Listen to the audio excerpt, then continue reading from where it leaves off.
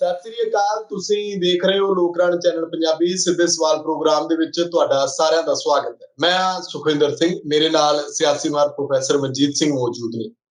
ਖਬਰਾਂ ਕਿਸਾਨੀ ਅੰਦੋਲਨ ਦੇ ਨਾਲ, ਕੁਝ ਟੋਕੀਓ ਓਲੰਪਿਕ ਦੇ ਨਾਲ, ਜਾਂ ਕਹਿ ਲਓ ਕਿ ਸਰਕਾਰਾਂ ਜਾਂ ਜਿਹੜੇ ਕੁਝ ਇਹੋ ਜਿਹੇ ਲੋਕ ਨੇ ਜਿਹੜੇ ਅੰਨੇ ਭਗਤ ਬਣ ਕੇ ਜਾਤੀ ਸਮੀਕਰਨਾਂ ਦੇ ਨਾਂ ਤੇ ਸਿਆਸਤ ਕਰਦੇ ਨੇ। ਖਿਡਾਰੀਆਂ ਦੀ ਜਾਤ ਦੇਖੀ ਜਾਂਦੀ ਹੈ। ਜੇ ਕੋਈ ਥੋੜਾ ਜਿਹਾ ਉੱਪਰ ਉੱਭਰ ਕੇ ਸਾਹਮਣੇ ਆਉਂਦਾ ਤਾਂ ਤੁਰੰਤ ਜਿਹੜਾ ਸੋਸ਼ਲ ਮੀਡੀਆ ਦੇ ਉੱਤੇ ਸਰਚ ਹੋਣ ਲੱਗ ਜਾਂਦਾ ਕਿ ਕਿਹੜੀ ਜਾਤ ਨਾਲ ਸੰਬੰਧਿਤ ਹੈ। ਫਿਰ ਜੇ ਕੋਈ ਨੀਵੀਂ ਨਾਲ ਹੋਵੇ ਜਾਂ ਉਸ ਦਾ ਉਸ ਤਰੀਕੇ ਨਾਲ ਵਿਰੋਧ ਕੀਤਾ ਜਾਂਦਾ। ਟੋਕੀਓ ਓਲੰਪਿਕ 'ਚ ਭਾਰਤ ਦੀ ਹਾਕੀ ਖਿਡਾਰਨ ਦੇ ਨਾਲ ਹੋਇਆ, ਇਹਦੇ ਉੱਤੇ ਅਸੀਂ ਗੱਲਬਾਤ ਕਰਾਂਗੇ। ਸਵਾਗਤ ਹੈ ਤੁਹਾਡਾ ਪ੍ਰੋਫੈਸਰ ਸਾਹਿਬ। ਬਹੁਤ ਬਹੁਤ ਧੰਨਵਾਦ ਸੁਖਵਿੰਦਰ ਜੀ। ਸ਼ੁਕਰੀਆ ਪ੍ਰੋਫੈਸਰ ਸਾਹਿਬ। ਕਿਸਾਨਾਂ ਦੀ ਸੰਸਦ ਜਿਹੜੀ ਚੱਲ ਰਹੀ ਹੈ ਉੱਥੋਂ ਸ਼ੁਰੂ ਕਰਦੇ ਆ ਕਿ ਰਾਹੁਲ ਗਾਂਧੀ ਹੋਣੀ ਉੱਥੇ ਗੇੜਾ ਮਾਰ ਕੇ ਆਏ ਨੇ, ਤੇ ਦੂਜੇ ਬੰਨੇ ਉੱਥੇ ਯੋਗੇਂਦਰ ਯਾਦਵ ਹੋਣੀ ਜੋ ਕੁਝ ਉੱਥੇ ਬੋਲ ਰਹੇ ਨੇ ਕਿ ਹੁਣ ਸਰਕਾਰ ਬਦਲਣ ਦੀ ਲੋੜ ਹੈ, ਸਰਕਾਰ ਹੋਰ ਚੁਣ ਲੈਣ ਲੋਕ, ਅੱਗੇ ਜਾ ਕੇ ਲੋਕਾਂ ਨੂੰ ਹੁਣ ਸਮਝਣਾ ਪੈਣਾ ਹੈ। ਇਸ ਕਿਸਮ ਦੀਆਂ ਗੱਲਾਂ ਜਦੋਂ ਸਾਹਮਣੇ ਆਉਂਦੀਆਂ ਤਾਂ ਕਿਤੇ ਨਾ ਕਿਤੇ ਉਹਨਾਂ ਲੋਕਾਂ ਨੂੰ ਮੌਕਾ ਮਿਲਦਾ ਹੈ ਜਿਹੜੇ ਕਹਿੰਦੇ ਨੇ ਕਿ ਇਹ ਅੰਦੋਲਨ ਸਿਆਸੀ ਧਿਰਾਂ ਵੱਲੋਂ ਸ਼ੁਰੂ ਕੀਤਾ ਹੈ, ਇਹ ਸਿਰਫ ਤੇ ਸਿਰਫ ਸਿਆਸਤ ਦਾ ਇੱਕ ਪੁਲੰਦਾ ਆ ਜਿਹੜਾ ਸਾਹਮਣੇ ਨਜ਼ਰ ਆਉਂਦਾ। ਇਹਨੂੰ ਕਿੱਦਾਂ ਦੇਖਦੇ? ਦੇਖੋ, ਇਹ ਨਾ ਬੜਾ ਕੰਪਲੈਕਸ, ਬੜਾ ਇੱਕ ਗੁੰਝਲਦਾਰ ਮਾਮਲਾ ਹੈ ਜਿਹੜਾ ਤੁਸੀਂ ਜਿੰਨਾ ਸਿੰਪਲ ਭਾਸ਼ਾ 'ਚ ਸ਼ਬਦਾਂ 'ਚ ਤੁਸੀਂ ਕਹਿੰਦੇ ਆ, ਇਹਦਾ ਜਵਾਬ ਓਨਾ ਹੀ ਔਖਾ ਹੈਗਾ। ਉਹਦਾ ਕਾਰਨ ਮੈਂ ਇਹ ਦੱਸਦਾ ਕਿ ਦੇਸ਼ ਦੇ ਜਿੰਨੇ ਬਸ਼ਿੰਦੇ ਹੁੰਦੇ ਆ, ਜਿਹੜੇ ਸਿਟੀਜ਼ਨ ਹੁੰਦੇ ਆ, ਵੋਟਾਂ ਪਾ ਕੇ ਸਰਕਾਰਾਂ ਚੁਣਦੇ ਆ। ਚੁਣ ਤੋਂ ਬਾਅਦ ਉਹ ਸਰਕਾਰਾਂ ਉਹਨਾਂ ਦੇ ਸਿਰ ਤੇ ਚੜ ਕੇ ਨੱਚਦੀਆਂ। ਹੁਣ ਜਿਹੜਾ ਵੀ ਕਹੂਗਾ ਕਿ ਦੇਖੋ ਜੀ ਤੁਸੀਂ ਤੇ ਵਾਅਦੇ ਆ ਕੀਤੇ ਸੀ, ਤੁਸੀਂ ਸਾਡਾ ਨੁਕਸਾਨ ਕਰਤਾ, ਤੁਸੀਂ ਤੇ ਸਾਡੇ ਸਗੋਂ ਉਲਟਾ ਸਾਨੂੰ ਫਾਇਦਾ ਕਰਨ ਦੀ ਜਗ੍ਹਾ ਸਾਡੀ ਖੱਲ ਲਾਈ ਜਾਂਦੇ ਆ, ਤਾਂ ਉਸ ਨੂੰ ਤੁਸੀਂ ਪੋਲੀਟੀਕਲ ਐਕਸ਼ਨ ਕਹਿਣਾ ਕਿ ਨਹੀਂ ਕਹਿਣਾ, ਇਹ ਸੋਚਣ ਵਾਲੀ ਗੱਲ ਹੈ। ਮੈਂ ਉਹਨਾਂ ਸਾਰੀਆਂ ਵਿਰੋਧਤਾਵਾਂ ਨੂੰ, ਜਿਵੇਂ ਟੀਚਰ ਲੱਗੇ, ਕੋਈ ਟੈਂਕੀਆਂ ਤੇ ਚੜਿਆ, ਜਾਂ ਰੋਜ਼ ਇੱਥੇ ਡਾਂਗ ਸੋਟਾ ਚੱਲਦਾ, ਕੋਈ ਅਥਰੂ ਗੈਸ ਤੇ ਨਹੀਂ ਚੱਲਦੇ ਪਰ ਜਲ ਧੁੱਪਾਂ ਤੇ ਚੱਲਦੀਆਂ, ਪੱਗਾਂ ਲਹਿੰਦੀਆਂ, ਇਹ ਸਾਰੀਆਂ ਚੀਜ਼ਾਂ ਨੂੰ ਮੈਂ ਇੱਕ ਰਾਜਨੀਤਿਕ ਤੌਰ ਤੇ ਸਰਕਾਰਾਂ ਨੂੰ ਚੁਣੌਤੀ ਦੇਣ ਵਾਲੀ ਮੂਵਮੈਂਟ ਸਮਝਦਾ। ਰਾਜਨੀਤੀ ਸਿਰਫ ਇਹ ਨਹੀਂ ਹੁੰਦੀ ਕਿ ਜਿਹੜੀਆਂ ਰਾਜਨੀਤਿਕ ਪਾਰਟੀਆਂ ਕਰਦੀਆਂ, ਸਿਵਲ ਸੁਸਾਇਟੀ ਵੀ ਰਾਜਨੀਤੀ ਨੂੰ ਛੇਦਤ ਕਰਨ ਲਈ ਆਪਣੇ ਬਾਹੂਬਲ ਦਾ, ਆਪਣੇ ਯੂਨਿਟੀ ਦਾ, ਆਪਣੇ ਮਾਸ ਜਿਹੜੀ ਗੈਦਰਿੰਗ ਕਰਕੇ, ਇਕੱਠ-ਵੱਠ ਕਰਕੇ, ਨਾਅਰੇ ਲਾ ਕੇ, ਪ੍ਰੋਟੈਸਟ ਕਰਕੇ, ਉਹ ਵੀ ਰਾਜਨੀਤੀ ਹੈਗੀ ਹੈ। ਜਾਣੀ ਇੱਥੇ ਦੇ ਸੁਧਾਰ ਕਰਨ ਵਾਲੀ ਰਾਜਨੀਤੀ ਹੈਗੀ, ਆਪਣੇ ਹੱਕ ਹਕੂਕ ਤੇ ਇਨਸਾਫ ਦੀ ਰਾਜਨੀਤੀ ਹੈਗੀ। ਜੇ ਇੰਜ ਦੇਖੋਗੇ ਤਾਂ ਕਿਸਾਨ ਮੂਵਮੈਂਟ ਜਦੋਂ ਵੱਡੇ ਪੱਧਰ ਤੇ ਖੱਟਰ ਔਰ ਕੈਪਟਨ ਸਾਹਿਬ ਦੇ ਬੱਸ ਚੋਂ ਬਾਹਰ ਜਾ ਕੇ ਦਿੱਲੀ ਬੈਠ ਗਈ, ਤੇ ਜਦੋਂ ਐਨ ਦਿੱਲੀ ਦੇ ਅੰਦਰ ਨਹੀਂ ਜਾਣ ਦਿੱਤਾ ਤੇ ਉੱਥੇ ਹੀ ਬੈਠ ਗਏ, ਇਹ ਆਪਣੇ ਆਪ 'ਚ ਬਹੁਤ ਵੱਡਾ ਕੇਂਦਰ ਦੀ ਸਰਕਾਰ ਨੂੰ ਚੁਣੌਤੀ ਦੇਣ ਵਾਲਾ, ਜਾਂ ਉਸ ਨੂੰ ਇੱਕ ਅੱਖਾਂ ਦਿਖਾਉਣ ਵਾਲਾ ਕਹਿ ਲਓ, ਵੱਡਾ ਰਾਜਨੀਤਿਕ ਐਕਸ਼ਨ ਕਿਸਾਨਾਂ ਵੱਲੋਂ ਸੀ, ਜਿਹੜਾ ਜਲਦੀ ਹੀ ਇੱਕ ਜਨ ਅੰਦੋਲਨ, ਲੋਕ ਅੰਦੋਲਨ ਦੇ ਵਿੱਚ ਤਬਦੀਲ ਹੋ ਗਿਆ। ਹੁਣ ਸਵਾਲ ਇਹ ਹੈ ਕਿ ਤੁਸੀਂ ਇਹ ਦੇਖੋ ਕਿ ਉਹਦਾ ਇੱਕ ਅਗਲੀ ਸਟੇਜ ਵੀ ਆ ਗਈ।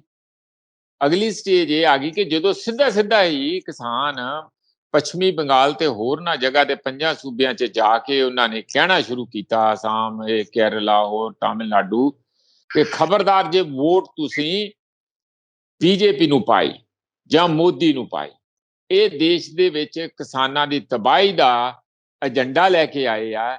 ਇਸ ਲਈ ਦੇਸ਼ ਨੂੰ ਤੇ ਕਿਸਾਨ ਨੂੰ ਇਹਨਾਂ ਤੋਂ ਬਚਾਉਣ ਦਾ ਇੱਕੋ ਇੱਕ ਤਰੀਕਾ ਬਚਿਆ ਕਿ ਵੋਟ ਦੀ ਚੋਟ ਕਹਿ ਕੇ ਕਿ ਇਹਨਾਂ ਨੂੰ ਵੋਟਾਂ ਨਾ ਪਾਇਓ। ਤੁਹਾਨੂੰ ਪਤਾ, ਮੈਂ ਵੀ ਗਿਆ, ਹੋਰ ਕਿਸਾਨ, ਰਾਜੇਵਾਲ, ਹੋਰ ਬਹੁਤ ਸਾਰੇ ਕਿਸਾਨ ਪੱਛਮੀ ਬੰਗਾਲ, ਹੋਰਨਾਂ ਸੂਬਿਆਂ 'ਚ ਵੀ ਗਏ, ਜਿੱਥੇ ਜਿਹੜਾ ਵੀ ਜਾ ਸਕਦਾ ਸੀਗਾ। ਉੱਥੇ ਸਾਨੂੰ ਪਤਾ ਕਿ ਅਸਰ ਵੀ ਇਸ ਗੱਲ ਦਾ ਹੋਇਆ। ਹੁਣ ਇਹੀ ਤਿਆਰੀਆਂ ਯੂਪੀ 'ਚ ਵੀ ਹੋ ਰਹੀਆਂ। ਇਹਦਾ ਮਤਲਬ ਹੈ ਕਿ ਜਿੱਦਣ ਤੁਸੀਂ ਕਿਸੇ ਸਿੱਧਾ ਪਾਰਟੀ ਨੂੰ ਚੁਣੌਤੀ ਦੇਣ ਲੱਗ ਪਏ ਕਿ ਤੁਸੀਂ ਕਹੋ ਵੀ ਅਸੀਂ ਹੋਰ ਕਿਸੇ ਪਾਰਟੀ ਦੀ ਮਦਦ ਨਹੀਂ ਕਰ ਰਹੇ, ਨਾ ਅਸੀਂ ਕਿਸੇ ਪਾਰਟੀ ਨੂੰ ਤੱਤੇ ਚਿਮਟੇ ਦੇ ਨਾਲ ਵੀ ਛੂਹਣਾ ਚਾਹੁੰਦੇ ਹਾਂ, ਪਰ ਸੁਖਵਿੰਦਰ ਇੱਕ ਗੱਲ ਉਹਨਾਂ ਨੇ ਸਾਫ਼ ਕਰ ਲਈ ਕਿ ਜੇ ਸਾਡੀ ਗੱਲ ਨਹੀਂ ਸੁਣਨਗੇ ਬੀਜੇਪੀ ਵਾਲੇ, ਤੇ ਫਿਰ ਰਾਜ ਅਸੀਂ ਇਹਨਾਂ ਨੂੰ ਵੀ ਨਹੀਂ ਕਰਨ ਦੇਣਾ। ਇਹ ਆਪਣੇ ਆਪ 'ਚ ਰਾਜਨੀਤੀ ਹੋ ਗਈ। ਹੁਣ ਅਗਲੀ ਗੱਲ ਹੈ ਜਿਹੜੀ ਪੈਰਲਲ ਸੰਸਦ ਲਾਈ, ਉਹਨਾਂ ਨੂੰ ਸ਼ਰਮਿੰਦਿਆਂ ਕਰਨ ਲਈ ਸਰਕਾਰ ਨੂੰ, ਕਿ ਜੇ ਸਾਡੇ ਚੁਣੇ ਹੋਏ ਬੰਦੇ ਹੀ ਸਾਡਾ ਗਲ ਵੱਢਣ ਲਈ ਆ ਜਾਣਗੇ। ਹੁਣ ਤੁਸੀਂ ਕਿਸੇ ਤੇ ਭਰੋਸਾ ਕਰਕੇ ਕਿਸੇ ਨੂੰ ਆਪਣੀ ਪਾਵਰ ਆਫ ਅਟਾਰਨੀ ਦੇ ਦਿਓ, ਹੈ ਨਾ, ਕਿ ਤੁਸੀਂ ਲਓ ਵੀ ਮੇਰੇ ਕਾਰੋਬਾਰ ਚਲਾਓ, ਮੈਂ ਤੁਹਾਡੇ ਤੇ ਭਰੋਸਾ ਕਰਦਾ, ਆ ਮੇਰੀ estate ਹੈਗੀ। ਉਹ ਵਿੱਚੋਂ ਜ਼ਮੀਨ ਦੇ ਪਲਾਟ ਕੱਟ ਕੇ ਤੁਹਾਡੀ ਵੀ estate ਦੇ ਦੂਜਿਆਂ ਨੂੰ ਵੇਚਣ ਲੱਗ ਜੇ, ਤਾਂ ਫਿਰ ਤੁਸੀਂ ਕੀ ਕਰੋਗੇ? ਫਿਰ ਤਾਂ ਤੁਸੀਂ ਇਹੋ ਹੀ ਕਹੋਗੇ ਨਾ ਕਿ ਦੇਖ ਭਾਈ, ਤੂੰ ਹੁਣ ਉਹ ਬੰਦਾ ਨਹੀਂ ਰਿਹਾ, ਅਸੀਂ ਤੇ ਆਪਣਾ ਪੈਰਲਲ ਆਪ ਕੰਮ ਚਲਾਵਾਂਗੇ। ਉਹੋ ਹੀ ਕੰਮ ਹੁਣ ਸੰਸਦ ਦੇ ਵਿੱਚ ਲੋਕਾਂ ਨੇ, ਲੋਕ ਨੁਮਾਇੰਦੇ ਜਿਹੜੇ ਸੱਚੇ ਸੁੱਚੇ ਨੁਮਾਇੰਦੇ ਆ, ਉਹਨਾਂ ਨੇ ਸੰਸਦ ਆਪਣੀ ਲਾ ਲਈ ਕਿ ਜੇ ਤੁਸੀਂ ਚੁਣੇ ਹੋਇਆਂ ਨੇ ਝੂਠ ਦਾ ਪਲੰਦਾ, ਉੱਥੇ ਗੱਪਾਂ ਮਾਰਨੀਆਂ, ਝੂਠ ਬੋਲਣਾ, ਧੋਖਾਧੜੀ ਕਰਨੀ। ਅੱਜ ਦੀ ਸੰਸਦ ਵਿੱਚ ਇਹ ਸਾਰੀ ਚਰਚਾ ਵੀ ਹੋਈ ਹੈ। ਹਾਂ, ਇੱਕ ਗੱਲ ਜਿਹੜੀ ਲਗਾਤਾਰ ਕਿਸਾਨ ਵੀਰਾਂ ਨੇ ਅੱਜ ਤੱਕ ਨਿਭਾਈ ਆ ਤੇ ਰੱਖੀ ਹੈ, ਉਹ ਇਹ ਕਿ ਆਪਣੀਆਂ ਸਟੇਜਾਂ ਤੇ ਅਸੀਂ ਰਾਜਨੀਤਿਕ ਲੋਕਾਂ ਨੂੰ ਚੜ੍ਹਨ ਨਹੀਂ ਦੇਵਾਂਗੇ, ਮਾਈਕ ਨਹੀਂ ਫੜਾਵਾਂਗੇ, ਬੋਲਣ ਨਹੀਂ ਦੇਵਾਂਗੇ। ਇਹ ਗੱਲ ਉਹਨਾਂ ਨੇ ਅੱਜ ਤੱਕ ਰੱਖੀ ਹੈ। ਪਰ ਰਾਜਨੀਤਿਕ ਵਿਰੋਧੀ ਪਾਰਟੀਆਂ, ਉਹਨਾਂ ਦੇ ਤੇ ਕਾਨੂੰਨ, ਉਹਨਾਂ ਤੇ ਰਾਤ ਨੂੰ ਨੀਂਦ ਨਹੀਂ ਆਉਂਦੀ ਵੀ ਐਡੀ ਵੱਡੀ ਮੂਵਮੈਂਟ ਹੋਵੇ, ਦੇਸ਼ ਵਿਦੇਸ਼ ਵਿੱਚ ਚਰਚਾ ਹੋਵੇ, ਔਰ ਸੂਬਿਆਂ 'ਚ ਫਿਰ ਪੰਜਾਂ 'ਚ ਚੋਣਾਂ ਆ ਗਈਆਂ ਹੋਣ, ਤਾਂ ਉਹ ਉੱਥੇ ਉਹਨਾਂ ਵੱਲ ਧਿਆਨ ਨਾ ਦੇਣ। ਕਿਸੇ ਨਾ ਕਿਸੇ ਰੂਪ 'ਚ ਤੁਸੀਂ, ਮੈਂ ਇਹ ਤੇ ਨਹੀਂ ਸ਼ਬਦ ਵਰਤੂੰਗਾ ਕਿ ਢੀਠਤਾਈ 'ਚੋਂ, ਪਰ ਆਪਣੀ ਜਿਹੜੀ ਉਹਨਾਂ ਦੀ ਮਰਿਆਦਾ ਹੈਗੀ ਹੈ ਕਿ ਜਿੱਥੇ ਵੀ ਬੰਦੇ ਇਕੱਠੇ ਵੱਠੇ ਹੋਣ ਜਾਂ ਜਿੱਥੇ ਵੀ ਕੋਈ ਮੂਵਮੈਂਟ ਹੋਏ, ਉੱਥੇ ਜੇ ਸਿੱਧੀ ਸਟੇਜ ਵਾਲੀ ਸ਼ਮੂਲੀਅਤ ਨਹੀਂ ਹੁੰਦੀ ਤੇ ਜੋੜਿਆਂ ਲਾਗੇ ਤੇ ਖੜੇ ਹੋਣ ਦੀ ਹੋ ਹੀ ਸਕਦੀ ਹੈ। ਉਹਨਾਂ ਹੌਲੀ ਹੌਲੀ ਕਰਦਿਆਂ ਕਰਾਉਂਦਿਆਂ ਥੱਲੇ ਬਹਿਣ ਦੀ ਇਜਾਜ਼ਤ ਲੈ ਲਈ ਹੈ। ਉਹਦੇ 'ਚ ਕੋਈ ਮਾੜੀ ਗੱਲ ਨਹੀਂ ਮੇਰਾ ਖਿਆਲ, ਕਿ ਸਾਰੀ ਉਮਰ ਲੋਕਾਂ ਨੇ ਇਹਨਾਂ ਨੂੰ ਸੁਣਿਆ, ਇਹਨਾਂ ਦੇ ਪਿੱਛੇ ਪਿੱਛੇ ਆਪਣੀਆਂ ਜੁੱਤੀਆਂ ਘਸਾਈਆਂ ਲੀਡਰਾਂ ਦੇ ਪਿੱਛੇ।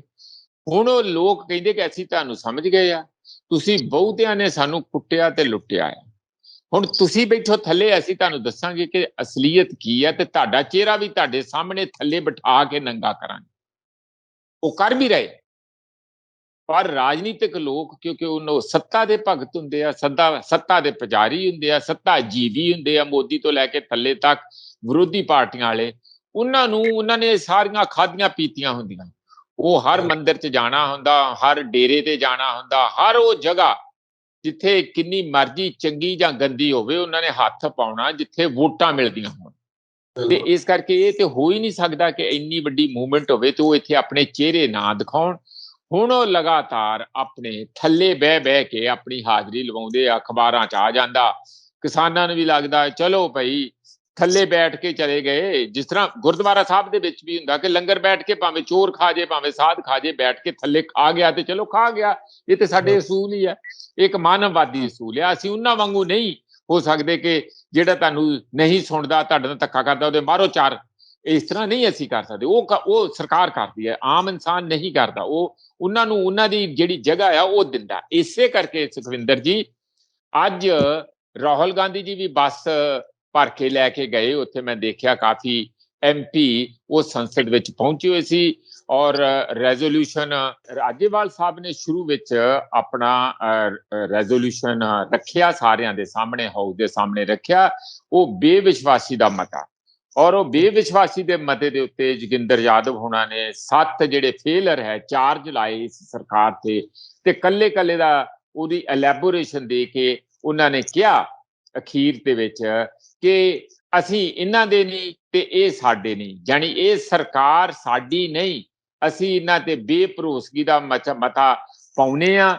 ਔਰ ਬਾਕੀ ਸਾਰੀ ਅਜੇ ਚਰਚਾ ਚੱਲ ਰਹੀ ਸੀਗੀ, ਉਸੇ ਹੀ ਚਰਚਾ ਦੇ ਵਿੱਚ ਜਿਹੜੇ ਆਪਣੇ ਹੋਰ MP ਸਾਹਿਬਾਨ, ਰਾਹੁਲ ਗਾਂਧੀ, ਕਾਂਗਰਸ ਦੇ ਸੋਨੀਆ ਵੀ ਮੈਨੂੰ ਨਜ਼ਰ ਆ ਰਹੀ ਸੀ, ਸੋਨੀਆ ਨਹੀਂ ਸੌਰੀ, ਜਿਹੜੀ ਆਪਣੇ ਪਹਿਲਾਂ ਇੱਥੇ ਚੀਫ ਮਿਨਿਸਟਰ ਰਹੇ ਥੋੜੇ ਜਿਹੇ ਦਿਨ, ਉਹ ਵੀ ਉੱਥੇ ਮੈਡਮ ਨਜ਼ਰ ਆ ਰਹੇ ਸੀਗੇ ਪੰਜਾਬ ਦੇ, ਔਰ ਹੋਰ ਕਈ ਉੱਥੇ ਹਾਂ MP ਸਾਹਿਬਾਨ ਵੀ ਨਜ਼ਰ ਆ ਰਹੇ ਸੀਗੇ।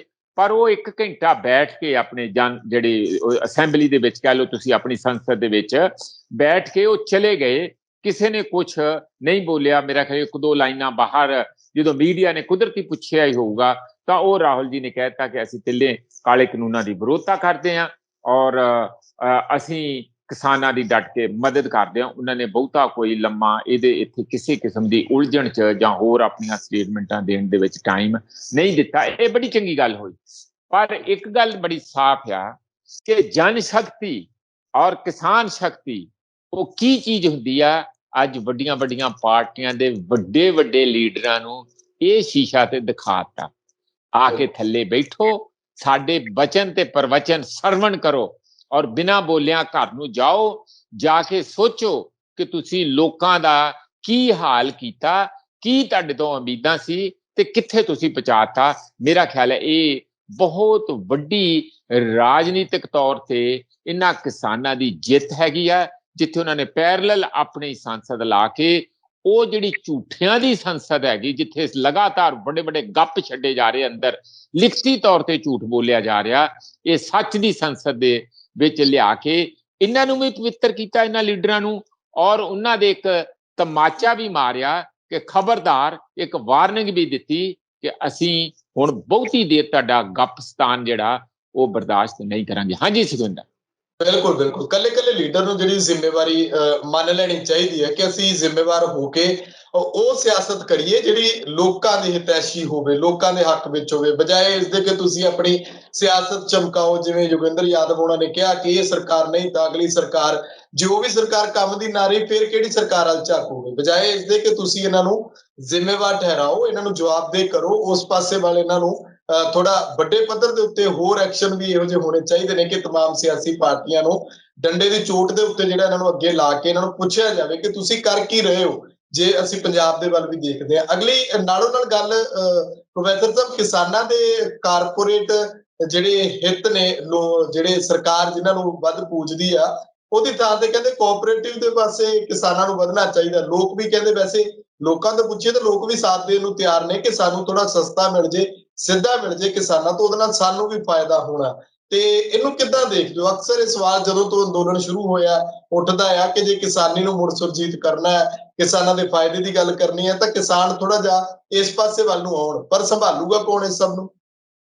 ਦੇਖੋ, ਪੀ ਸਾਈਨਾਥ ਇੱਥੇ ਪੰਜਾਬ ਚ ਆਏ ਸੀ, ਉਹ 2 ਲੈਕਚਰ ਦੇ ਕੇ ਗਏ ਪੰਜਾਬੀ ਯੂਨੀਵਰਸਿਟੀ ਵਿੱਚ। ਮੀਡੀਆ ਦਾ ਕੀ ਅਹਿਮ ਭੂਮਿਕਾ ਆ, ਹੋਣੀ ਚਾਹੀਦੀ ਹੈ ਤੇ ਕਿੰਨਾ ਕੁ ਮੀਡੀਆ ਨਿਭਾ ਰਿਹਾ, ਉਹਦੇ ਤੇ ਉਹਨਾਂ ਨੇ ਇੱਕ ਕਾਫੀ ਵਧੀਆ ਲੈਕਚਰ ਦਿੱਤਾ। ਤੇ ਇੱਕ ਅਗਲਾ ਲੈਕਚਰ ਜਿਹੜਾ ਏਐਸ ਕਾਲਜ ਖੰਨਾ ਦੇ ਵਿੱਚ ਸੀਗਾ, ਜਿੱਥੇ ਉਹਨਾਂ ਨੇ ਕਿਹਾ ਕਿ ਫਾਰਮਰਜ਼ ਨੂੰ ਸਿੱਧਾ ਆਪਣੀਆਂ ਪ੍ਰੋਡਿਊਸ ਡਿਸਟ੍ਰੈਸ ਸੇਲ ਜਿਹਨੂੰ ਕਹਿੰਦੇ ਆ, ਕਿ ਆਪਣੀ ਮਜਬੂਰੀ ਦੀ ਸੇਲ ਵੀ ਹਰ ਹਾਲਤ 5-7 ਦਿਨਾਂ ਚ ਵੇਚਣੀ ਆ ਜਿਣਸ, ਉਦੋਂ ਜਿਹੜੇ ਆੜਤੀਏ ਜਾਂ ਹੋਰ ਜਾਂ ਜਿਹੜੀਆਂ ਪ੍ਰਾਈਵੇਟ ਏਜੰਸੀਆਂ ਆ, ਉਹ ਫਿਰ ਉਹਨਾਂ ਦੀ ਮਜਬੂਰੀ ਦਾ ਫਾਇਦਾ ਉਠਾ ਕੇ ਉਹਨਾਂ ਨੂੰ ਅੱਧ ਪਚੱਦੀ ਕੀਮਤ ਦੇ ਕੇ ਘਰਾਂ ਨੂੰ ਤੋੜ ਦਿੰਦੇ। ਇਸੇ ਕਰਕੇ ਐਮਐਸਪੀ ਦਾ ਜ਼ਿਆਦਾ, ਕਿ ਉਹ ਸਾਰੀ ਦੇਸ਼ ਵਿੱਚ ਹੋਵੇ, ਸਭ ਨੂੰ ਮਿਲੇ, ਇਸੇ ਕਰਕੇ ਜ਼ਿਆਦਾ ਰੌਲਾ ਪੈ ਰਿਹਾ ਨਾ, ਕਿ ਘੱਟੋ ਘੱਟ ਕਿਸਾਨ ਨੂੰ ਪਤਾ ਹੋਵੇ ਕਿ ਉਸ ਦੀ ਜਿਹੜੀ ਜਿਣਸ ਆ ਉਹਦੀ ਕਿੰਨੀ ਕੀਮਤ ਵੇਚਣ ਦੀ ਜਿਹੜੀ ਹੋਊਗੀ, ਜਿਹੜੇ ਕਿੰਨੇ ਪੈਸੇ ਉਹਦੀ ਜੇਬ ਚ ਆਉਣਗੇ, ਤਾਂ ਕਿ ਉਸੇ ਮੁਤਾਬਕ ਉਹ ਆਪਣਾ ਖਰਚਾ ਕਰੇ, ਨਹੀਂ ਤੇ ਫਸਲ ਨੂੰ ਬਦਲ ਲਵੇ। ਪਰ ਜਿਹੜੀ ਉਹਨਾਂ ਦਾ ਇਹ ਸੁਖਵਿੰਦਰ ਜੀ ਵਿਚਾਰ ਹੈਗਾ ਪੀ ਸਾਈਨਾਥ ਦਾ, ਹੋਰ ਵੀ ਬਹੁਤ ਬੰਦੇ ਲਗਾਤਾਰ, ਮੈਨੂੰ ਯਾਦ ਹੈ ਜਿਵੇਂ ਸੁੱਚਾ ਸਿੰਘ ਗਿੱਲ, ਅਸੀਂ ਵੀ ਉਹਨਾਂ ਦੇ ਵਿੱਚ ਹੀ ਹੈ ਪਿਛਲੇ 20-25 ਸਾਲ ਤੋਂ। ਇਹ ਮੈਂ ਤੇ ਬਹੁਤ ਚੈਨਲਾਂ ਤੇ ਪਹਿਲਾਂ ਕਹਿ ਗਿਆ, ਉਹ ਵੀ ਸਾਈਨਾਥ ਜੀ ਵੀ ਇਹੋ ਹੀ ਕਹਿਣ ਦਾ ਆ ਕਿ ਕਿਸਾਨਾਂ ਦਾ ਅਸਲ ਚ ਆਮਦਨ ਜਿਹੜੀ ਆ ਮਾਰਕੀਟ ਦੇ ਵਿੱਚ, ਜਦੋਂ ਉਹਨਾਂ ਨੂੰ ਜਿਹੜੀ ਵਾਜਿਬ ਕੀਮਤ ਮਿਲੇ, ਭਾਵੇਂ ਪ੍ਰਾਈਵੇਟ ਏਜੰਸੀਆਂ ਹੋਣ ਭਾਵੇਂ ਗਵਰਨਮੈਂਟ ਏਜੰਸੀਆਂ ਹੋਣ, ਐਮਐਸਪੀ ਹੋਵੇ ਜਾਂ ਨਾ ਹੋਵੇ, ਤੇ ਉਹਦੇ ਉਹਨਾਂ ਦੀ ਚਿੰਤਾ ਦਾ ਮੈਂ ਇਹ ਕਹਿੰਦਾ ਕਿ ਪਹਿਲਾਂ ਜਿਹੜੀ ਗਰਾਊਂਡ ਰਿਐਲਿਟੀ ਹੈ ਉਹਨੂੰ ਸਮਝਣ ਦੀ ਬਹੁਤ ਜ਼ਰੂਰਤ ਹੈ। ਅੱਜ ਦਾ ਕਿਸਾਨ, ਕਾਰਨ ਉਹਦੇ ਕੁਛ ਵੀ ਹੋਣ, ਇੰਨਾ ਜ਼ਿਆਦਾ ਕਰਜ਼ਾਈ ਹੈਗਾ, ਬਹੁਤੀ ਵੱਡੀ ਗਿਣਤੀ ਵਿੱਚ ਕਿਸਾਨ। ਹੁਣ ਕੋਈ ਕਹਿੰਦਾ 70,000 ਕਰੋੜ ਰੁਪਈਆ, ਕੋਈ ਕਹਿੰਦਾ 60,000 ਕਰੋੜ ਰੁਪਈਆ, ਜਿੰਨਾ ਵੀ ਹੋਵੇ ਇਹ ਬਹੁਤ ਜ਼ਿਆਦਾ ਵੱਡਾ ਅਮਾਊਂਟ ਆ। ਏਡੇ ਵੱਡੇ ਅਮਾਊਂਟ 'ਚ ਤੁਸੀਂ ਕੀ ਸੋਚਦੇ ਆ ਕਿ ਕਿਸਾਨ ਆਪਣੀ ਮਰਜ਼ੀ ਦੇ ਨਾਲ, ਜੋ ਮੋਦੀ ਕਹਿ ਰਿਹਾ ਕਿ ਜੀ ਜਿੱਥੇ ਮਰਜ਼ੀ ਦੇਸ਼ ਦੇ ਵਿੱਚ ਵੇਚਣ, ਜਿੱਥੇ ਵੀ ਇਹਨਾਂ ਨੂੰ ਮਰਜ਼ੀ ਸਭ ਤੋਂ ਵੱਧ ਕੀਮਤ ਮਿਲੂ ਉੱਥੇ ਜਾ ਕੇ ਵੇਚਣਗੇ, ਤੁਸੀਂ ਕਿਉਂ ਉਹਨਾਂ ਦਾ ਮਜ਼ਾਕ, ਉਹਨਾਂ ਦੀ ਮਜਬੂਰੀਆਂ ਦਾ, ਉਹਨਾਂ ਦੇ ਬੋਝ ਦਾ ਮਜ਼ਾਕ ਉਡਾ ਰਹੇ ਆ? ਇਸ ਲਈ ਸਾਈਨਾਥ ਉਹਨਾਂ ਨੂੰ ਵੀ ਸਮਝਣਾ ਚਾਹੀਦਾ, ਅਸੀਂ ਤੇ ਸਮਝ ਚੁੱਕੇ ਹਾਂ ਕਿ ਕਿਸਾਨ ਫ੍ਰੀ ਐਂਟੀਟੀ ਨਹੀਂ ਹੈ। ਉਹ ਆਪਣੀ ਮਰਜ਼ੀ ਨਾਲ ਆਪਣੇ ਭਾਵਾਂ ਨੂੰ ਇੰਤਜ਼ਾਰ ਨਹੀਂ ਕਰ ਸਕਦਾ ਕਿ ਕਦੋਂ ਵਧਣਗੇ ਤੇ ਫਿਰ ਅਸੀਂ ਵੇਚੀਏ। ਉਹਦਾ ਤੇ ਇੱਕੋ ਇੱਕ ਤਰੀਕਾ ਆ ਕਿ ਜਿਹੜੇ ਛੋਟੇ ਤੇ ਮੱਧਮ ਕਿਸਾਨ ਆ, ਛੋਟਿਆਂ ਦੀ ਅਲੱਗ, ਮੱਧਮ ਕਿਸਾਨ ਦੀ ਅਲੱਗ, ਤੇ ਵੱਡੇ ਜਿਹੜੇ ਜ਼ਿਮੀਂਦਾਰ ਕਹਿ ਲਓ, ਜਿਹੜੇ 20 ਤੋਂ ਉੱਪਰ ਕਹਿ ਲਓ ਰਫਲੀ, ਉਹਨਾਂ ਦੀ ਅਲੱਗ। ਇਹੋ ਜਿਹੇ ਕੋਆਪਰੇਟਿਵਸ ਬਣ, ਉਹ ਕੋਆਪਰੇਟਿਵਸ ਜਿਹੜੇ ਬਿਲਕੁਲ ਛੋਟੇ ਆ, ਜਾਣੀ 3 ਏਕੜ ਤੋਂ ਥੱਲੇ ਵਾਲੇ ਹੈਗੇ, ਉਹਨਾਂ ਨੂੰ ਵੱਡੇ ਅਮਾਊਂਟ ਫਾਈਨੈਂਸ ਕੀਤੇ ਜਾਣ। ਜਿਵੇਂ ਜਾਪਾਨ ਦੇ ਵਿੱਚ ਬੜੀ ਛੋਟੀ ਖੇਤੀ ਹੈਗੀ, ਪਰ ਉਹ ਕੈਪੀਟਲ ਇੰਟੈਂਸਿਵ ਹੋਣ ਕਰਕੇ ਉੱਥੇ ਉਹ 1 ਏਕੜ ਚੋਂ ਲੱਖ ਰੁਪਈਆ ਵੀ ਕੱਢ ਸਕਦੇ ਆ। ਇਸੇ ਤਰੀਕੇ ਨਾਲ ਇਹਨਾਂ ਦਾ ਪਰਿਵਾਰ ਦਾ ਨਿਰਵਾਹ ਕਰਨ ਲਈ ਉੱਥੇ ਪੌਲੀ ਹਾਊਸ, ਜੇ ਹਾਊਸ ਉਹ ਹਾਊਸ ਕਰਕੇ ਤੇ ਭਾਵੇਂ ਕਿਸੇ ਨੂੰ ਫੁੱਲ ਲਾਉਣ ਲਈ ਕਹਿਣ, ਜਿੱਥੇ ਜਿੱਥੇ ਜਿਹੋ ਜਿਹਾ এনवायरमेंट ਹੈਗਾ, ਜਿਹੋ ਜਿਹੇ ਹਾਲਾਤ ਆ, ਉਹਨਾਂ ਦੀ ਫੰਡਿੰਗ, ਉਸ ਕੋਆਪਰੇਟਿਵ ਦੀ ਫੰਡਿੰਗ ਤੇ ਮਾਰਕੀਟਿੰਗ ਦੋਹੇ ਹੀ ਸੁਨਿਸ਼ਚਿਤ ਕੀਤੀਆਂ ਜਾਣ ਸਰਕਾਰ ਵੱਲੋਂ, ਮੰਡੀ ਬੋਰਡ ਵੱਲੋਂ, ਜਾਂ ਜਿਸ ਤਰੀਕੇ ਨਾਲ ਵੀ ਹੋਣ, ਜਾਂ ਉਹਨਾਂ ਦੀ ਆਪਣੀ ਕੋਆਪਰੇਟਿਵ ਦੀ ਕਨਫੈਡਰੇਸ਼ਨ ਏਡੀ ਵੱਡੀ ਪਾਵਰਫੁਲ ਹੋਵੇ ਕਿ ਉਹ ਬਾਹਰ ਦੀਆਂ ਵਿਦੇਸ਼ੀ ਤੇ ਦੇਸ਼ ਦੀਆਂ ਬਾਕੀ ਵੱਡੀਆਂ ਮੰਡੀਆਂ 'ਚ ਐਡਵਾਂਸ ਬੁਕਿੰਗ ਲੈ ਲੈਣ। ਇਹ ਬਹੁਤ ਜ਼ਰੂਰੀ ਹੈ। ਸਾਡੇ ਜਿਹੜੇ ਫਾਰਮਰ ਹੈਗੇ, ਜਿਨ੍ਹਾਂ ਨੂੰ ਅਸੀਂ ਕਿਸਾਨ ਕਹਿੰਦੇ ਆ, ਉਹ ਬਹੁਤ ਹੀ ਐਂਟਰਪ੍ਰਾਈਜ਼ਿੰਗ ਹੈਗੇ। ਉਹ ਤੇ ਮਿੰਟ ਚੋਂ ਦੀ ਜਿਹੜੀ ਵੀ ਚੀਜ਼ ਕਹੋ ਫੱਟ ਦੇਣੀ ਤਿਆਰ ਕਰਕੇ ਬਦਲ ਸਕਦੇ ਆ। ਉਹ ਕੋਈ ਲਕੀਰ ਦੇ ਫਕੀਰ ਨਹੀਂ ਜਿਹੜੇ ਉਹਨਾਂ ਨੂੰ ਕਹਿੰਦੇ ਕਿ ਲੇਜ਼ੀ ਹੈ, ਲੇਜ਼ੀ ਵੀ ਨਹੀਂ ਹੈ, ਸੁਸਤ ਨਹੀਂ ਹੈਗੇ, ਪਰ ਉਹਨਾਂ ਦੀ ਬੇਵਸੀ ਤੇ ਜੇ ਨਹੀਂ ਸਮਝਾਂਗੇ, ਉਹਨਾਂ ਦੀਆਂ ਮਜਬੂਰੀਆਂ ਨਹੀਂ ਸਮਝਾਂਗੇ, ਤਾਂ ਫਿਰ ਅਸੀਂ ਗਲਤ ਫੈਸਲੇ ਐਵੇਂ ਹਵਾਈ ਤੀਰ ਮਾਰ ਰਹੇ ਹੋਵਾਂਗੇ। ਇਸ ਲਈ ਸਭ ਤੋਂ ਜ਼ਰੂਰੀ ਇਹੀ ਹੈ ਕਿ ਉਹਨਾਂ ਦੀ ਫੰਡਿੰਗ ਪ੍ਰੋਪਰ, ਕੈਪੀਟਲ ਇੰਟੈਂਸਿਵ, ਸਸਤਾ ਲੋਨ, ਜਾਂ ਜਿਹੜਾ ਕੁਛ ਉਹਨਾਂ ਦੀ ਮਦਦ ਵੀ ਕੀਤੀ ਜਾ ਸਕਦੀ ਹੈ। ਜ਼ਰੂਰੀ ਨਹੀਂ ਲੋਨ ਦੇਣਾ ਆ, ਆਪ ਆਪਣੇ ਵੱਲੋਂ ਸਰਕਾਰ ਜਿਹੜੀ ਇਹ ਚੀਜ਼ਾਂ ਬਣਾ ਕੇ ਉਹਨਾਂ ਨੂੰ ਸ਼ੁਰੂਆਤੀ ਦੌਰ 'ਚ ਕੁਛ ਜਿਹੜਾ ਢਾਂਚਾ ਖੜਾ ਕਰਨਾ, ਜਿਹਨੂੰ ਤੁਸੀਂ ਇਨਫਰਾਸਟ੍ਰਕਚਰ ਕਹਿੰਦੇ, ਉਹ ਜਿਹਾ ਹੋਣਾ ਚਾਹੀਦਾ। ਇਸ ਤਰੀਕੇ ਨਾਲ ਮੱਧਮ ਜਿਹੜੇ ਹੈਗੇ ਆ, ਇਹ ਤੁਸੀਂ ਕਹਿ ਲਓ ਕਿ 5 ਤੋਂ 10 ਵਾਲੇ ਜਿਹੜੇ ਕਿਸਾਨ, ਇਸ ਤਰ੍ਹਾਂ 10 ਤੋਂ ਉੱਪਰ ਵਾਲੇ, ਇਸ ਤਰ੍ਹਾਂ ਕੈਟੇਗਰੀਜ਼ 3-4 ਬਣਾ ਕੇ, ਜੇ ਫਾਰਮਰਸ ਦਾ ਹਰ ਇੱਕ ਦੀ ਇੱਕ ਅਲੱਗ ਮਾਰਕੀਟਿੰਗ ਕੈਪੈਸਿਟੀ ਹੋਊਗੀ, ਹਰ ਇੱਕ ਦੀ ਇੱਕ ਅਲੱਗ ਚੁਆਇਸ ਹੋਊਗੀ, ਉਸ ਨੂੰ ਕਰ ਲਿਆ ਜਾਏ ਜੇ ਵੱਡੇ ਕੋਆਪਰੇਟਿਵਸ ਬਣਾ ਕੇ, ਫਿਰ ਸਾਡੀ ਇਹ ਸੋਚ ਨੂੰ ਤੇ ਤਾਲਾ ਲੱਗ ਜੂਗਾ, ਇਹ ਸੋਚ ਤੇ ਬੰਦ ਹੋ ਜੂਗੀ ਕਿ ਦੇਖੋ ਜੀ ਕਿਸਾਨ ਤੇ ਸਰਪਲਸ ਆ, ਇਹਨਾਂ ਨੂੰ ਤੇ ਉੱਥੇ ਕੰਮ ਨਹੀਂ ਮਿਲਦਾ, ਇਹ ਤੇ ਵਿਹਲੇ ਆ, ਇਹ ਤੇ ਇਸ ਕਰਕੇ ਪਿੰਡਾਂ 'ਚ ਬੈਠੇ ਰੋਟੀਆਂ ਤੋੜੀ ਜਾਂਦੇ ਆ ਕਿਉਂਕਿ ਸ਼ਹਿਰ ਦੇ ਵਿੱਚ ਕੋਈ ਇਹਨਾਂ ਨੂੰ ਕੰਮ ਨਹੀਂ ਮਿਲ ਰਿਹਾ, ਜਾਂ ਫਿਰ ਵਿਦੇਸ਼ਾਂ ਨੂੰ ਭੱਜਦੇ ਮੁੰਡੇ ਸਾਡੇ, ਜਾਂ ਫਿਰ ਉੱਥੇ ਧੱਕੇ ਖਾਈ ਜਾਂਦੇ ਆ, ਕੋਈ ਨਸ਼ਿਆਂ 'ਚ ਚਲੇ ਜਾਂਦਾ, ਕੋਈ ਦਾਰੂ ਪੀ ਜਾਂਦਾ, ਕੋਈ ਕੁਛ ਕਰੀ ਜਾਂਦਾ, ਕੋਈ ਕੁਛ ਕਰੀ ਜਾਂਦਾ। ਅਸਲ ਮਾਨਿਆਂ 'ਚ ਜਿਹੜੇ ਸਾਡੇ ਇਕਨੋਮਿਸਟ ਕੀ ਕਹਿ ਰਹੇ, ਮੈਂ ਉਹਨਾਂ ਦੀ ਗੱਲ ਕਰ ਰਿਹਾ, ਉਹ ਕਹਿੰਦੇ ਆ ਕਿ ਅਸਲ ਮਾਨਿਆਂ 'ਚ ਇਕਨੋਮਿਸਟਾਂ ਦਾ ਕਹਿਣਾ ਆ ਕਿ ਜਿੰਨੇ ਹੁਣ ਪਿੰਡਾਂ 'ਚ ਲੋਕ ਹੈਗੇ, ਜੇ ਉਹਦੇ ਨਾਲੋਂ ਅੱਧਿਓਂ ਵੀ ਘਟ ਜਾਣ ਤੇ ਤਾਂ ਵੀ ਸਾਡੀ ਖੇਤੀ ਉਹ ਬੜੇ ਵਧੀਆ ਢੰਗ ਦੇ ਨਾਲ ਚੱਲੂਗੀ। ਪਰ ਉਹਨਾਂ ਨੂੰ ਸੁੱਟਣਾ ਕਿੱਥੇ, ਕਿਹੜੇ ਖੂਹ 'ਚ ਪਾਉਣਾ? ਇਸ ਲਈ ਸਵਾਲ ਇਹ ਹੈ ਕਿ ਖੇਤੀ 'ਚੋਂ ਕੱਢਣ ਦੀ ਜਗ੍ਹਾ ਉਹਨਾਂ ਨੂੰ ਉੱਥੇ ਸਸ਼ਕਤ ਕਿਵੇਂ ਕੀਤਾ ਜਾਏ, ਉਹਨਾਂ ਦਾ ਜੀਵਨ ਨਿਰਵਾਹ ਕਿਵੇਂ ਸੁੰਦਰ ਕੀਤਾ ਜਾਏ, ਪਿੰਡਾਂ ਨੂੰ ਸੋਹਣਾ ਕਿਵੇਂ ਬਣਾਇਆ ਜਾਏ, ਸਾਰੇ ਪਿੰਡਾਂ 'ਚ ਲਗਾਤਾਰ 24 ਘੰਟੇ ਬਿਜਲੀ ਕਿਵੇਂ ਆਵੇ ਤਾਂ ਕਿ ਉਹਨਾਂ ਦੇ ਵੀ ਫ੍ਰਿਜ ਚੱਲਣ, ਉਹਨਾਂ ਦੇ ਵੀ ਕੂਲਰ ਚੱਲਣ, ਉਹਨਾਂ ਦੇ ਵੀ ਸਕੂਲਾਂ ਦੇ ਵਿੱਚ ਜਿਹੜੇ ਕੰਪਿਊਟਰ ਆ, ਬੱਚੇ ਉੱਥੇ ਪੜ੍ਹਾਈ ਕਰਨ, ਚੰਗੇ ਸਕੂਲ ਹੋਣ, ਚੰਗੇ ਹਸਪੀਟਲ ਹੋਣ। ਕੀ ਨਹੀਂ ਕੀਤਾ ਜਾ ਸਕਦਾ? ਬਹੁਤ ਕੁਝ ਕੀਤਾ ਜਾ ਸਕਦਾ। ਪਰ ਸਵਾਲ ਇਹ ਹੈ ਕਿ ਸਾਡੇ ਜਿਹੜੇ ਲੀਡਰ ਹੈ, ਉਹਨਾਂ ਦੀ ਇਹੋ ਜਿਹੀ ਕੋਈ ਸਕੀਮ ਤੇ ਪ੍ਰਾਇੋਰਟੀ ਹੈ ਨਹੀਂ। ਸਾਡੀ ਜਿਹੜੀ ਕਿਸਾਨ ਮੂਵਮੈਂਟ ਆ, ਉਹਨਾਂ ਨੂੰ ਪਿੰਡ ਦੀਆਂ ਜਨ ਸਭਾਵਾਂ ਕਰਕੇ ਪਹਿਲਾਂ ਤੇ ਪੰਚਾਇਤਾਂ ਚੰਗੀਆਂ ਚੁਣਨ, ਉਹ ਪੰਚਾਇਤਾਂ ਬਹਿਸਾਂ ਤੋਂ ਬਾਅਦ ਯੂਨੈਨਿਮਸ ਸ਼ੋ ਆਫ ਹੈਂਡ ਦੇ ਨਾਲ ਹੋਣ, ਕੋਈ ਸੀਕ੍ਰੇਟ ਵੋਟ ਦੀ ਲੋੜ ਨਹੀਂ ਹੈ। ਕਾਦੀ ਸੀਕ੍ਰੇਸੀ ਹੈ ਬਈ? ਅਸੀਂ ਕੋਈ ਝੂਠ ਬੋਲਣਾ, ਅਸੀਂ ਕੋਈ ਕਿਸੇ ਨੂੰ ਧੋਖਾ ਦੇਣਾ ਹੈ? ਬਿਲਕੁਲ ਨਹੀਂ। ਪਿੰਡਾਂ ਦੇ ਵਿੱਚ ਸੱਥ ਦੇ ਵਿੱਚ ਬਿਠਾ ਕੇ ਸਾਰੇ ਪਿੰਡ ਦੀ ਜਿਹਨੂੰ ਜਨ ਸਭਾ ਕਰਕੇ ਬਹਿਸਾਂ 1 ਦਿਨ 2 ਦਿਨ 10 ਦਿਨ ਹੋਣ, ਉੱਥੇ ਯੂਨੈਨਿਮਸ ਕੁਝ ਸਰਬਸੰਮਤੀ ਦੇ ਨਾਲ ਜਿਹੜੇ ਵੀ 5-7 ਬੰਦੇ ਸਰਕਾਰੀ ਤੌਰ ਤੇ ਚੁਣਨੇ ਆ, ਉਹ ਚੁਣੇ ਜਾਣ, ਸਭ ਤੋਂ ਵਧੀਆ ਬੰਦੇ, ਔਰ ਉਹਨਾਂ ਨੂੰ ਦੱਸਿਆ ਜਾਵੇ ਵੀ ਇਹਦੇ 'ਚ ਨੁਕਸ ਕੀ ਆ, ਕਿੱਦਾਂ ਆ। ਉਹ ਸਾਰਾ ਕਰਨ ਤੋਂ ਬਾਅਦ ਇਹਨਾਂ ਦੀ ਖੂਬੀ ਕੀ ਆ, ਇਹ ਕੀ ਕਰਨਗੇ, ਉਹ ਫਿਰ ਉੱਥੇ ਹਲਫਨਾਮਾ ਦੇਣ ਸਾਰੀ ਬਰਾਦਰੀ ਨੂੰ ਕਿ ਸਾਡੇ ਬੱਚੇ ਇਸੇ ਸਕੂਲ 'ਚ ਪੜ੍ਹਨਗੇ, ਗੌਰਮੈਂਟ ਸਕੂਲ 'ਚ ਹੀ ਪੜ੍ਹਨਗੇ, ਸਾਡੇ ਬੱਚੇ ਜੇ ਕੋਈ ਬਿਮਾਰ ਠਮਾਰ ਹੁੰਦਾ ਅਸੀਂ ਗੌਰਮੈਂਟ ਡਿਸਪੈਂਸਰੀ 'ਚ ਹੀ ਜਾਵਾਂਗੇ, ਅਸੀਂ ਹੋਰ ਪ੍ਰਾਈਵੇਟ ਕਿਸੇ ਝੋਲੇ ਵਾਲੇ ਕੋਲ ਨਹੀਂ ਜਾਵਾਂਗੇ। ਇਹ ਉਹ ਹਲਫਨਾਮਾ ਵੀ ਦੇਣ ਤਾਂ ਕਿ ਸੁਧਾਰ ਤੇ ਥੱਲਿਓਂ ਸ਼ੁਰੂ ਹੋਵੇ। ਕਿਸਾਨ ਵੀਰ ਇਹਨਾਂ ਗੱਲਾਂ ਵੱਲ ਧਿਆਨ ਦੇਣ, ਪਹਿਲਾਂ ਥੱਲਿਓਂ ਪਿੰਡਾਂ ਦੇ ਵਿੱਚ ਆਪਣੇ ਆਪ ਦੀ ਜੜ ਮਾਰਨ, ਮਜ਼ਬੂਤ ਕਰਨ, ਔਰ ਜਿਹੜੀਆਂ ਪਾਰਟੀਆਂ ਨੇ ਧੜੇਬੰਦੀ ਕਰਕੇ ਚੌਧਰੀਆਂ ਨੂੰ ਸਾਰੀ ਸ਼ਕਤੀ ਦਿੱਤੀ ਹੋਈ ਆ, ਉਹਨਾਂ ਨੂੰ ਕਹਿਣਗੇ ਤੁਸੀਂ ਆਰਾਮ ਕਰ ਲਓ, ਬਹੁਤ ਦੇਰ ਤੁਸੀਂ ਥੱਕ ਗਏ ਹੋਣੇ ਆ, ਅਸੀਂ ਤੁਹਾਨੂੰ ਤੁਹਾਡੇ ਘਰੇ ਬੈਠੇ ਜੋ ਚਾਹੀਦਾ ਦੇਈ ਜਾਵਾਂਗੇ, ਵੋਟਾਂ ਵੀ ਦੇ ਦਾਂਗੇ, ਪਰ ਤੁਸੀਂ ਸਾਨੂੰ ਤੰਗ ਨਾ ਕਰੋ, ਸਾਡੀ ਬਰਾਦਰੀ ਨੂੰ ਪਾੜੋ ਨਾ। ਜੇ ਇੰਜ ਹੋ ਜੇ, ਉਹੀ ਗਾਂ ਕੋਆਪਰੇਟਿਵ ਬਣਾਉਣ ਦੇ ਵਿੱਚ ਸ਼ਾਮਲ ਹੋ ਜਾਣਗੇ, ਏਕਾ ਹੋ ਜਾਊ, ਭੰਨ ਤੋੜ ਨਹੀਂ ਹੋਊ, ਉਹਨਾਂ ਦੀ ਸ਼ਕਤੀ ਹੋ ਜਾਊ।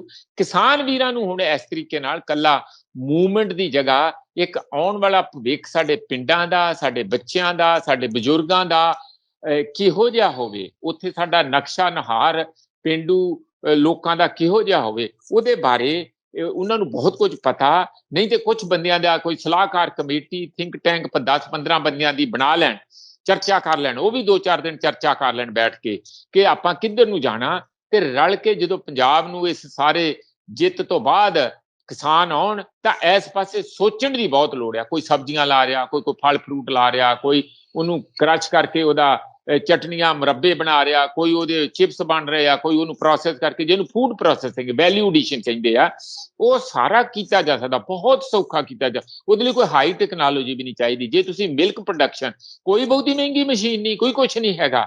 ਜੇ ਮਿਲਕ ਦੇ ਵਿੱਚ ਕੋਆਪਰੇਟਿਵ ਐਡਾ ਵੱਡੇ ਹੀ ਕਾਮਯਾਬ ਹੋ ਸਕਦੇ ਆ, ਇਹਨਾਂ ਸਾਰਿਆਂ ਕੰਮਾਂ 'ਚ ਹੋ ਸਕਦੇ ਆ, ਬਸ਼ਰਤੇ ਕਿ ਸਾਡੀ ਸਰਕਾਰ ਦੀ ਵਿਲ ਹੋਵੇ। ਸਰਕਾਰ ਚਾਹੁੰਦੀ ਨਹੀਂ, ਜੇ ਨਹੀਂ ਚਾਹੁੰਦੀ ਤੇ ਕਿਸਾਨਾਂ ਨੂੰ ਖੁਦ ਸੋਚ ਕੇ ਗਲਿਓਂ ਫੜ ਲੈਣਾ ਚਾਹੀਦਾ। ਜਿਵੇਂ ਅੱਜ ਰੈਜ਼ੋਲੂਸ਼ਨ ਬੇਵਿਸ਼ਵਾਸੀ ਦਾ ਸੈਂਟਰ ਗਵਰਨਮੈਂਟ ਦੇ ਵਿਰੁੱਧ ਕਿਸਾਨ ਸੰਸਦ ਨੇ ਪਾਇਆ, ਸਾਰੇ ਪਿੰਡੋ ਪਿੰਡੋਂ 'ਚ ਬੇਵਿਸ਼ਵਾਸੀ ਦੇ ਜਿਹੜੇ ਇਹੋ ਜਿਹੇ ਮਤੇ ਜਿਹੜੇ ਆ ਜਾਣੇ ਚਾਹੀਦੇ ਆ ਕਿ ਜਾਂ ਤੇ ਸਾਡੇ ਬਾਰੇ ਸੋਚੋ, ਨਹੀਂ ਤੇ ਅਸੀਂ ਤੁਹਾਨੂੰ ਆਪਣੀ ਸਰਕਾਰ ਨਹੀਂ ਮੰਨਦੇ। ਇਸ ਤਰੀਕੇ ਨਾਲ ਇਹ ਸਾਡਾ ਸਿਸਟਮ ਸੁਧਰੂਗਾ। ਹਾਂਜੀ ਸੁਖਵਿੰਦਰ।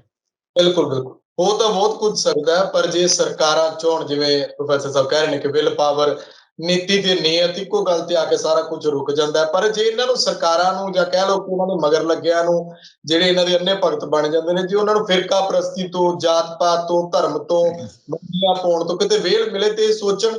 ਟੋਕੀਓ 올림픽 ਦਾ ਸਵਾਲ ਹੈ ਪ੍ਰੋਫੈਸਰ ਸਾਹਿਬ, ਉੱਥੇ ਤੁਸੀਂ ਦੇਖਿਆ ਕਿ ਹਾਲ ਕੀ ਹੋ ਰਿਹਾ। ਇੱਕ ਖਿਡਾਰਨ ਦੀ ਜਾਤ ਤੱਕ ਜਿਹੜੀ ਹੈ ਉਹਨੂੰ ਟਾਰਗੇਟ ਕਰਕੇ ਹਾਕੀ ਖਿਡਾਰਨ ਨੂੰ, ਉਹਦੇ ਘਰ ਤੱਕ ਜੋ ਕੁਝ ਇਹਨਾਂ ਨੇ ਰੌਲਾ ਰੱਪਾ ਪਾਇਆ। ਉਹਦੇ ਵਿਚਾਲੇ ਇੱਕ ਹੋਰ ਗੱਲ, ਜਿਵੇਂ ਹੁਣ ਨਵੀਂ ਡਿਵੈਲਪਮੈਂਟ ਕਿ ਮੇਜਰ ਧਿਆਨ ਚੰਦ ਦੇ ਨਾਂ ਤੇ ਅਵਾਰਡ ਰੱਖ ਦਿੱਤਾ ਗਿਆ। ਇਹਨੂੰ ਵੀ ਮੈਨੂੰ ਲੱਗਦਾ ਹੁਣ ਇਹਨਾਂ ਨੇ ਜਾਤ ਤੇ ਆਧਾਰਨ, ਪਹਿਲਾਂ ਤਾਂ ਉਹਨੂੰ ਲੱਭਣਾ ਹੈ ਕਿ ਕੀ ਜਾਤ ਸੀ, ਕਿਹੜੀ ਜਾਤ ਸੀ, ਕਿੱਥੋਂ ਸੀ, ਤੇ ਫਿਰ ਉਸ ਤੋਂ ਬਾਅਦ ਚ ਉਹਦੀ ਵਾਹਵਾਹੀ ਜਾਂ ਫਿਰ ਉਹਦੀ ਕਿਸ ਤਰੀਕੇ ਹੱਕ ਦੇ ਵਿੱਚ ਲੈਣਾ ਆ। OBC ਹੈ ਜਾਂ SC ਹੈ ਜਾਂ ਜਨਰਲ ਕੈਟਾਗਰੀ ਹੈ। ਮਤਲਬ ਇਹ ਲੋਕਾਂ ਨੂੰ ਸਿਰਫ ਤੇ ਸਿਰਫ ਖੇਡ ਦੀ ਥਾਂ ਤੇ ਜਾਂ ਲੋਕਾਂ ਦੇ ਸੈਂਟੀਮੈਂਟਸ ਦੇ ਨਾਲ ਖਿਲਵਾੜ ਹੀ ਕਰਦੇ ਨੇ, ਹੋਰ ਇਹਨਾਂ ਨੇ ਕੁਝ ਨਹੀਂ ਕਰਨਾ। ਸੁਖਵਿੰਦਰ ਜੀ, ਜੋ ਅੱਜ ਸਾਡੇ ਦੇਸ਼ ਦੀ ਦੁਰਦਸ਼ਾ ਹੈ, 130 ਕਰੋੜ ਦੀ ਆਬਾਦੀ ਸਾਡੇ ਪੈਰਲਲ ਹੀ ਚੀਨ ਦੀ ਆਬਾਦੀ ਹੈਗੀ, ਤਕਰੀਬਨ ਉਨੀ ਹੈ। ਤੁਸੀਂ ਉਹਨਾਂ ਦੇ 골ਡ ਮੈਡਲ ਤੇ ਮੈਡਲ ਦੇਖ ਲਓ, ਟੈਲੀ ਤੇ ਆਪਣੀ ਦੇਖ ਲਓ। ਉਹ ਸਾਡੇ ਨਾਲ 2 ਸਾਲ ਬਾਅਦ ਆਜ਼ਾਦ ਹੋਏ ਆ, ਅਸੀਂ ਉਹਨਾਂ ਨਾਲੋਂ 2 ਸਾਲ ਪਹਿਲਾਂ ਹੋਏ ਆ। ਅਸੀਂ ਥਾਂ ਨੂੰ ਤੁਰੇ ਜਾਂਦੇ ਆ, ਉਹ ਤਾਂ ਨੂੰ ਤੁਰੇ ਜਾਂਦੇ ਆ। ਔਰ ਤੁਸੀਂ ਝੂਠ ਬੋਲ ਬੋਲ ਕੇ, ਕਾਗਜ਼ ਕਾਲੇ ਕਰ ਕਰਕੇ, ਝੂਠੇ ਅੰਕੜੇ ਦੇ ਕੇ ਕਿੰਨੀ ਕੁ ਦੇਰ ਹਵਾ ਭਰੀ ਚਲੋਗੇ ਖਾਲੀ? ਇਹ ਪਟਾਕਾ ਤੇ ਪੈਣਾ ਹੀ ਪੈਣਾ, ਉਹ ਪਈ ਜਾਂਦਾ। ਇੱਕ ਐਡੇ ਵੱਡੇ ਦੇਸ਼ ਦਾ ਇੱਕ ਵੀ 골ਡ ਮੈਡਲ ਨਾ ਆਵੇ। ਔਰ ਮੈਂ ਪਰਸੋਂ ਦੀ ਟੈਲੀ ਪੜ੍ਹ ਰਿਹਾ ਸੀ, ਉਹ ਹੁਣ ਥੋੜੀ ਜਿਹੀ ਸ਼ਾਇਦ ਇੰਪਰੂਵ ਹੋ ਗਈ ਹੋਵੇ। ਅਸੀਂ 65ਵੇਂ ਨੰਬਰ ਤੇ ਸੀਗੇ ਸਮੁੱਚੇ ਦੁਨੀਆ ਦੇ ਵਿੱਚ, ਸਾਡਾ ਦੇਸ਼ 65ਵੇਂ ਨੰਬਰ ਤੇ ਹੋਵੇ। ਉਂਝ ਸਾਡੀ ਡੈਮੋਕ੍ਰੇਸੀ ਨੰਬਰ 1 ਤੇ ਹੋਵੇ ਕਿ ਪੂਰੀ ਦੁਨੀਆ ਦੀ ਸਭ ਤੋਂ ਵੱਡੀ ਡੈਮੋਕ੍ਰੇਸੀ ਸਾਡਾ ਭਾਰਤ ਹੈਗਾ। ਇਹ ਗੱਲਾਂ ਬੜੀਆਂ ਸ਼ਰਮਿੰਦਾ ਕਰਨ ਵਾਲੀਆਂ, ਸਾਨੂੰ ਬੜਾ ਦੁੱਖ ਹੁੰਦਾ। ਔਰ ਇਸ ਗੱਲ ਦੇ ਜ਼ਿੰਮੇਵਾਰ ਕੌਣ ਹੈ? ਇਹੀ ਜਿਨ੍ਹਾਂ ਦੇ ਹੱਥ ਅਸੀਂ ਆਪਣੀਆਂ ਸਾਰੀਆਂ ਚਾਬੀਆਂ ਫੜਾਈਆਂ। ਔਰ ਉਹਦਾ ਮੁੱਖ ਕਾਰਨ ਆਉਣ ਵਾਲੇ ਸਮੇਂ 'ਚ ਤੁਸੀਂ ਦੇਖਿਓ, ਮੈਂ ਇੱਕ ਬੜੀ ਜ਼ਿੰਮੇਵਾਰੀ ਨਾਲ, ਬੜੀ ਅਹਿਮ ਗੱਲ ਆਪਣੀ ਵੱਲੋਂ ਮੈਂ ਸਮਝਦਾ, ਜਿਹੜੀ ਸਾਨੂੰ ਸਾਰਿਆਂ ਨੂੰ ਸੋਚਣ ਦੀ ਲੋੜ ਹੈਗੀ ਆ ਔਰ ਸਮਝ ਕੇ ਉਹਦੇ ਤੇ ਕੁਝ ਕਰਨ ਦੀ ਵੀ ਲੋੜ। ਉਹ ਇਹ ਕਿ ਜਿੰਨੀ ਨਫ਼ਰਤ ਦੀ ਜ਼ਹਿਰ ਇਸ ਵੇਲੇ ਹੁਣ ਵਾਲੀਆਂ ਸਰਕਾਰਾਂ, BJP ਦੀਆਂ ਸਰਕਾਰਾਂ ਲੋਕਾਂ ਦੇ ਮਨਾਂ 'ਚ ਲਗਾਤਾਰ ਭਰੀ ਜਾ ਰਹੀਆਂ, ਉਹ ਜਿੱਦਣ ਪਟਾਕਾ ਪਿਆ ਉਸ ਨਫ਼ਰਤ ਦਾ, ਇਹ ਅੱਗ ਕਿਸੇ ਕੋਲੋਂ ਸਾਂਭੀ ਨਹੀਂ ਜਾਣੀ। ਔਰ ਉਹ ਦੋਹਰੀ ਨਫ਼ਰਤ ਹੈ, ਇੱਕ ਜਾਤੀਗਤ, ਇੱਕ ਧਰਮ ਦੇ ਨਾਂ ਤੇ। ਕਿਤੇ ਕਿਤੇ ਉਹ ਫੁੱਟਦੀ ਆ, ਉਹ TV ਤੇ ਵੀ ਉਹਨਾਂ ਦੇ ਸਪੋਕਸਪਰਸਨ ਦੇ ਮੂੰਹੋਂ ਫੁੱਟ ਜਾਂਦੀ ਹੈ, ਇੰਜ ਕੀਤਾ, ਇੰਜ ਕੀਤਾ। ਇਹਨਾਂ ਦੇ ਮਨ ਵਿੱਚ ਇਹ ਆ ਲਗਾਤਾਰ, RSS ਤੇ BJP ਦੇ, ਕਿ ਸਾਡੇ ਦੇਸ਼ ਦੇ ਉੱਤੇ ਬਾਹਰੋਂ ਆ ਕੇ ਮੁਗਲਾਂ ਨੇ ਤੇ ਮੁਸਲਮਾਨਾਂ ਨੇ 1000 ਸਾਲ ਰਾਜ ਕਿਉਂ ਕੀਤਾ?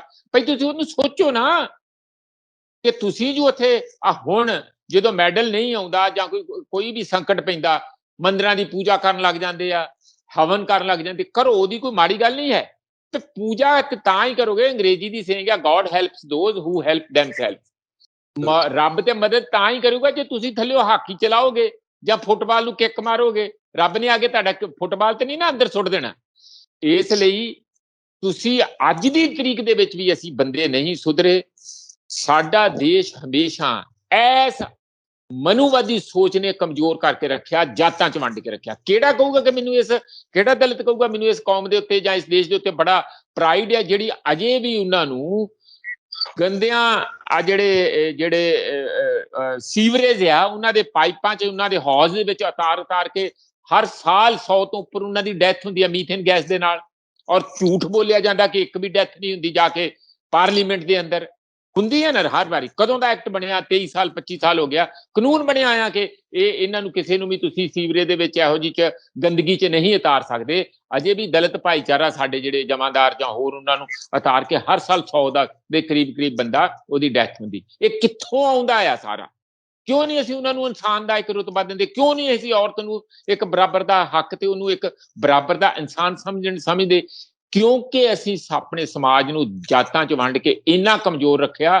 ਬਾਹਰ ਜੁੱਤੀ ਦੀ ਨੋਕ ਦੇ ਨਾਲ ਸਾਡੇ ਇੱਥੇ ਰਾਜ ਕਰਕੇ ਗਏ। ਅੰਗਰੇਜ਼ ਵੀ ਕਰ ਗਏ, ਪੁਰਤਗੀਜ਼ੀ ਵੀ ਕਰ ਗਏ, ਫ੍ਰੈਂਚ ਫਰਾਂਸੀਸੀ ਵੀ ਕਰ ਗਏ, ਔਰ ਮੁਸਲਮਾਨ ਤੇ ਮੁਗਲ ਵੀ ਕਰ ਗਏ।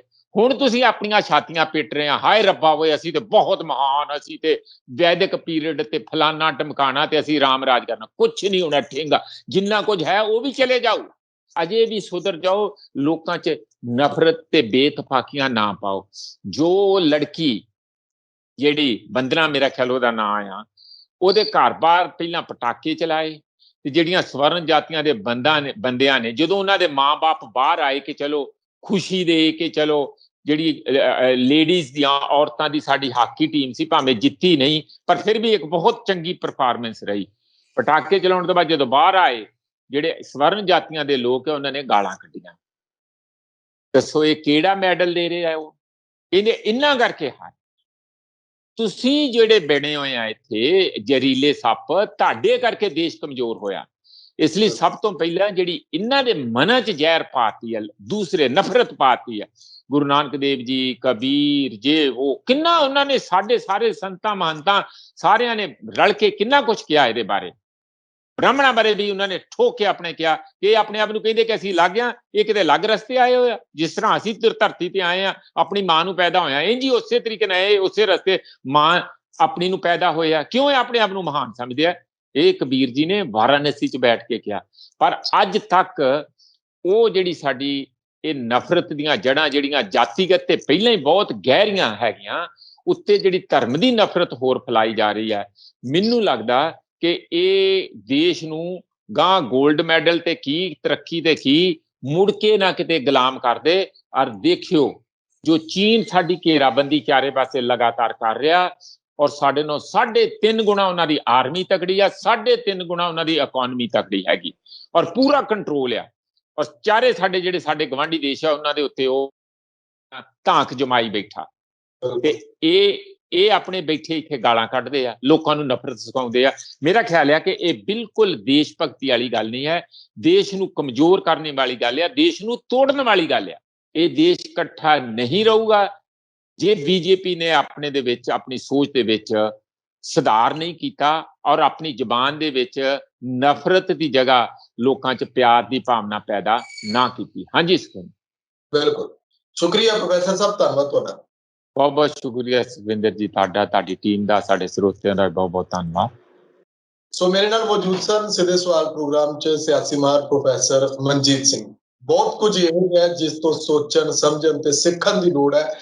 ਜਿਹੜਾ ਪ੍ਰੋਫੈਸਰ ਸਾਹਿਬ ਨੇ ਅੱਜ ਕਿਹਾ, ਵਾਕਈ ਜੇ ਸਰਕਾਰਾਂ ਦੇ ਕੰਨ ਖੁੱਲਣ ਨਾ ਖੁੱਲਣ, ਲੋਕਾਂ ਦੇ ਕੰਨ ਜ਼ਰੂਰ ਖੁੱਲਣੇ ਚਾਹੀਦੇ ਨੇ। ਥੋੜਾ ਜਿਹਾ ਅੱਖਾਂ ਖੋਲ ਕੇ, ਦਿਮਾਗ ਖੋਲ ਕੇ, ਕੰਨ ਖੋਲ ਕੇ ਸੁਣਿਆ ਤੇ ਸਮਝਿਆ ਜਾਵੇ, ਤਾਂ ਕਿ ਪਤਾ ਲੱਗ ਸਕੇ ਕਿ ਕਿੱਥੇ ਜਿਹੜੀ ਆ ਉਹ ਕਮਜ਼ੋਰੀ ਹੈ ਸਾਡੇ ਮਨਾਂ ਦੇ ਵਿੱਚ, ਸਾਡੀ ਸੋਚ ਦੇ ਵਿੱਚ।